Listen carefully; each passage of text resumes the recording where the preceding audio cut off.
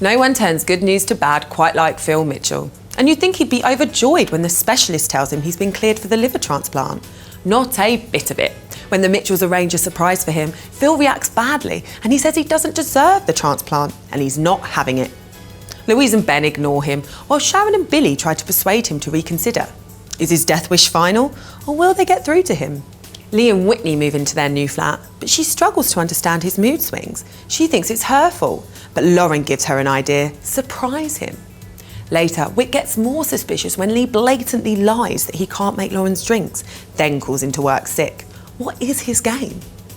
Despite Lauren's job, things are still tough at Beale's, until Kathy has a clever idea. Elsewhere, Kathy, Abby and Patrick audition for the Christmas play. Will a star be born? Next, we find out the news in Corrie. After Michael's shocking death following a heart attack, Phelan races to Vinny's to pick him up for the airport, but he's already done a runner with all the cash. While Gail worries where Michael is, Eileen is devastated when Todd reveals Vinny has disappeared with all of Jason's money. Then Todd has to tell the shocked locals that their flat deposits have gone. Anna accuses Phelan of fleecing them, but he pretends he's the one that's been scammed. Ken's health isn't being helped by the tension at the Barlows.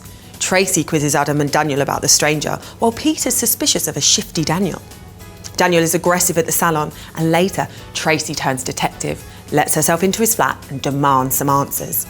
He reveals Mum Denise abandoned him at 15 before Adam accuses him of stealing his car. Peter's had enough and tells everyone to stop bickering for Ken's sake, then sets up Adam and Daniel in the corner shop flat. Roy's running scared of the OTT wedding, and Brian asks him if he actually loves Kathy. Roy is silent, but later throws himself into the wedding plans. Last, we check out what's happening in the Dales. Pierce loses control when Liv calls him a psycho after he accuses her of sending the flowers, and he runs off, leaving Rona a disturbing note. Paddy tracks him down and lies in order to get him back to the village. The vet realises how much Rona wants Pierce and orders him to get help.